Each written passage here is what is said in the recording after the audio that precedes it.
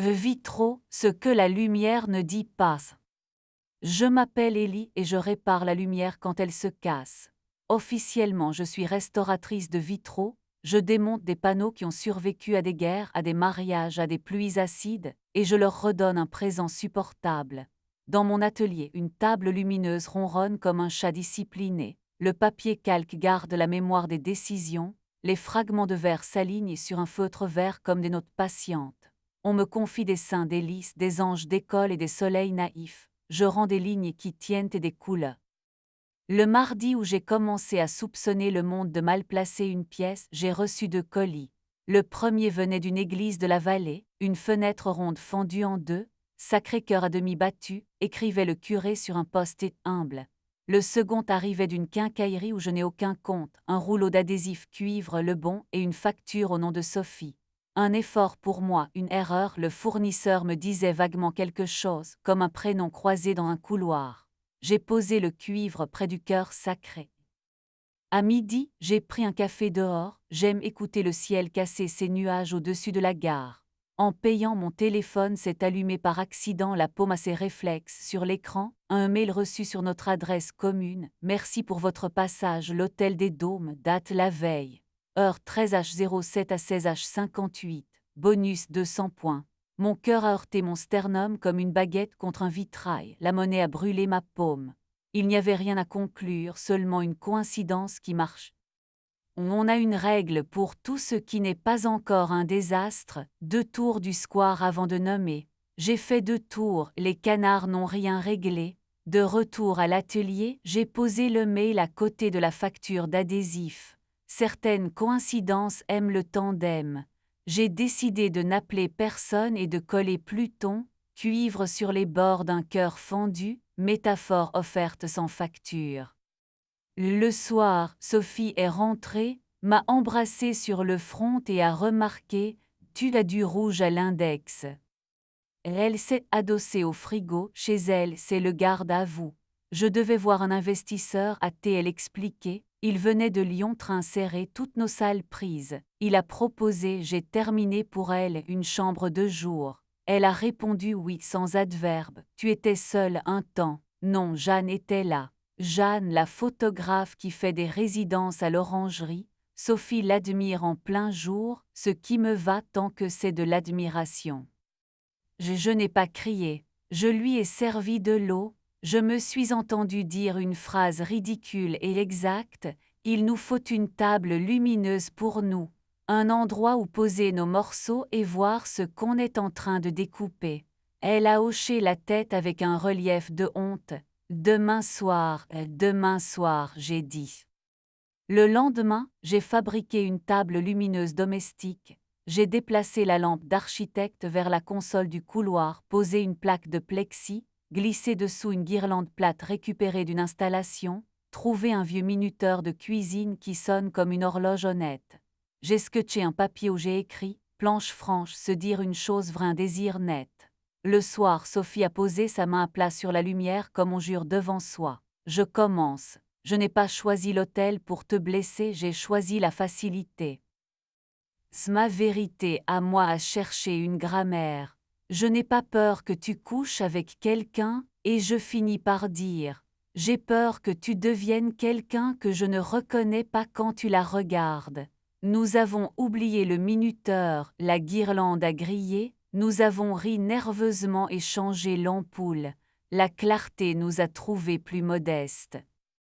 Les jours suivants ont continué leur numéro, l'hôtel a envoyé double point tout l'été. Jeanne a publié une story où l'on devinait l'ombre de Sophie. À l'atelier, un jeune chargé de patrimoine m'a demandé une restauration qui ne se voit pas. C'est une drôle de demande, et je répondu. Il a corrigé rouge, on veut voir le vitrail, pas la réparatrice.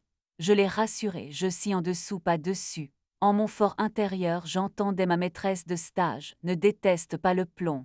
C'est le trait d'union. Et sur la planche franche, ce soir-là, j'ai écrit « Je veux te toucher avant de te comprendre ». Sophie a écrit « Je veux être comprise sans être punie ». Nous avons bu un thé trop fort et dormi à moitié, mais je préférais cette fatigue à celle des suppositions. Le samedi, l'orangerie organisait une petite exposition. J'y suis passée couverte de poussière de coupe. Jeanne a remercié Sophie au micro, voix claire, humilité stratégique. Je n'ai pas aimé ni détesté, j'ai noté que la salle applaudissait sans arrière-pensée. Après le discours, j'ai trouvé Sophie près de la buvette. On rentre, oui, immédiatement. Je lui en ai été reconnaissante d'une façon presque impolie. À la maison, elle m'a montré un brouillon de message à Jeanne, non envoyé, je ne viendrai pas demain, je choisis autre chose. Je l'ai lu comme on regarde une flamme se poser dans une cheminée que l'on connaît.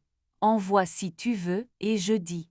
Elle l'a fait sans théâtre, puis a posé le téléphone écran contre la table. Nous avons marché dans le couloir comme si nos murs avaient une profondeur nouvelle. La semaine suivante, le curé de la vallée a rappelé, et le Sacré-Cœur, j'ai répondu, il bat à nouveau. C'était vrai, je l'avais recollé, repatiné, redessiné de mèches. En photographiant la pièce sur un drap noir, j'ai vu une bulle minuscule et défaut de soudure cuivre éteint. Certaines erreurs ne demandent pas des excuses, elles demandent de recommencer. J'ai recommencé. De son côté, Sophie a pris l'excentricité de rentrer à des heures normales. Elle a proposé des petites fêtes, 2 amis, des assiettes qui ne s'attendent à rien, du houmous qui s'entr'ouvre au bord. Sur la planche franche, elle a écrit « Regarde-moi comme une vitre propre que tu viens de signer. Je veux être la première au courant quand tu es fière de toi. Embrasse-moi avant le café. » J'ai répondu « Dis-moi quand tu as peur d'être ennuyeux. Laisse-moi te suivre au marché et porter les sacs. Je veux t'écouter même quand je... » Un jeudi, en rentrant plus tôt, j'ai vu Sophie et Jeanne au café. Rien de coupable, j'ai continué. À la maison, j'ai préparé des tomates rôties. Elle a dit d'elle-même, elle voulait s'excuser d'avoir rendu tout ça trop brillant. J'ai dit que je préférais mat. Je l'ai cru, non parce que cela m'arrangeait, mais parce que cette version d'elle qui nomme avant qu'on demande est celle que j'ai choisie. Merci, et jeudi, j'ai entendu dans ce mot la soudure qui prend. Quelques semaines ont passé. La table lumineuse improvisée a cessé d'être une installation, elle est devenue un meuble familier. Nous y avons ajouté un petit tiroir pour les postes et un autre pour les ampoules. L'Hôtel des Dômes a tenté un dernier, nous espérons vous revoir, j'ai cliqué changer d'adresse et mis la nôtre par ironie et hygiène mentale. À l'atelier, j'ai terminé au ralenti un panneau pour la bibliothèque municipale. Pas de seins mais des visages de lectrices, des mains qui tournent des pages, une enfant qui souffle sur la poussière. Le jour de la pause, Sophie m'a accompagnée. Nous avons porté 2 caisses, gravi un escalier qui sentait la colle et la page neuve. Pendant que je vissais le cadre, je l'ai entendu expliquer à la bibliothécaire que l'orangerie est une serre où l'on tente des boutures humaines. Je l'ai aimé très fort pour cette phrase. Quand je me suis reculée, le soleil est sorti, théâtre parfait et les visages de verre se sont mis à exister autrement. Sophie m'a pris en photo avec nos lectrices, j'avais l'air fatigue et heureuse, ce qui est mon style. La bibliothécaire nous a laissé 2 minutes pour admirer. Sophie a glissé sa main dans la mienne, j'ai mis le programme de fidélité à ton nom. Ce matin justement, un dernier message de l'Hôtel des Dômes, une dernière chance de doubler vos points, j'ai souri, déplacé le mail dans un dossier qui s'appelle Épave lumineuse et allumé la planche franche. J'ai écrit aujourd'hui aussi. Sophie a ajouté ici d'abord. La guirlande sous le plexi a clignoté une fois comme pour dire Amen.